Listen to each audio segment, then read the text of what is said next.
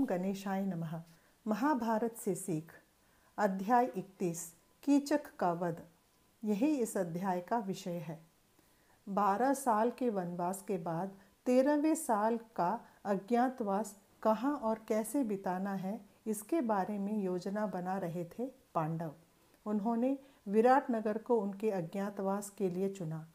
धर्मराज ने एक सन्यासी जैसे वेश बदलकर विराटनगर के राजा के दरबार में प्रवेश किया।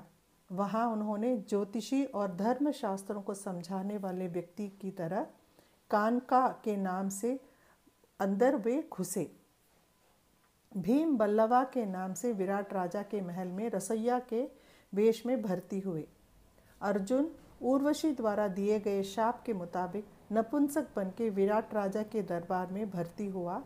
वहाँ की महिलाओं को नृत्य तथा संगीत सिखाने वाले की तरह उसका नया नाम बृहन्नला था। नकुल जानवरों की भाषा से परिचित था।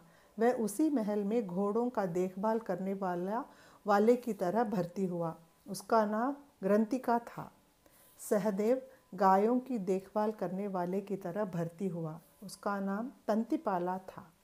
द्रौपदी विराटनगर के राजा की रानी के पास कामवाली की वेश में महल में उसने प्रवेश किया। उसका नाम साइरंद्री था। इस प्रकार वेश और नाम बदलकर पांडवों ने विराटनगर में 10 महीने बिताए।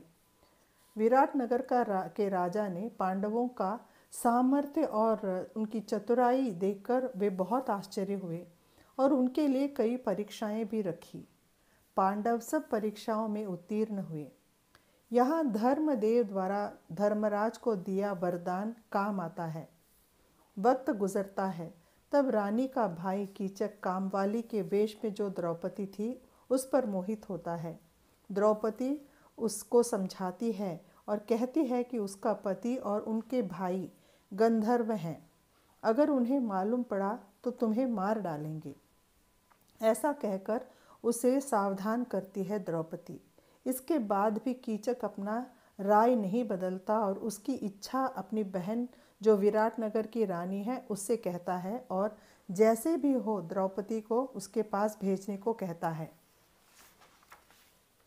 रानी उसके भाई का जिद जानकर द्रौपदी को कीचक के महल में एक काम के बहाने से भेजती है। रानी का बात टाल न पाने के कारण द्रौपदी कीचक के महल पहुंचती है। कीचक उसके साथ बुरा बर्ताव करता है और बलात्कार करने का प्रयत्न करता है। द्रौपदी वहां से बचकर भाग निकलती है और राज्यसभा में आती है और राजा से न्याय मांगती है। मैं शादीशुदा औरत हूँ। मैं अगर काम वाली हूँ तो क्या है, मेरा भी अपना आत्मसम्मान है। मेरा पति गंधर्व है। मैं एक कर्मवीर गंधर्व की पत्नी हूँ। इस प्रकार राजा को समझाती है और कहती है, राजा आपका साला कीचक मुझसे ज़बरदस्ती कर रहा है, मुझे बचाइए। इस प्रकार द्रौपदी राजा से विनती करती है। राजा कीचक को बहुत समझाता है लेकिन कीचक अपनी बात पर अड़े रहता है। धर्मराज जो सभा में बैठा हुआ होता है वो बोलता है, फिक्र मत करो, तुम्हारा गंधर्व पति तुम्हें बचाएगा, और इशारा करते हुए द्रौपदी को भेजता है वहाँ से। द्रौपदी रात में भीम से मिलती है और बीती बातें बताकर रोती है। भीम उसे एक योजना बताता है। वह द्रौपदी से कहता है कि किसी भी बहाना करके किसी भी प्रकार तुम कीचक को नृत्यशाला ले आओ। कीचक मल्लयुद्ध का योद्धा था। जैसे ही कीचक वहाँ पहुँचता है, भीम उसे मल्लयुद्ध में सामना करवा के उसको मार डालता है। अगले दिन प्रजा यह मानना शुरू करती है कि द्रौपदी का गंधर्व पति ने ही कीचक का वध किया है। अब एक बहुत बड़ी समस्या आ खड़ी होती है उनके सामने। ये समस्या क्या है, इसके बारे में हम आगे देखेंगे। जय श्री कृष्ण।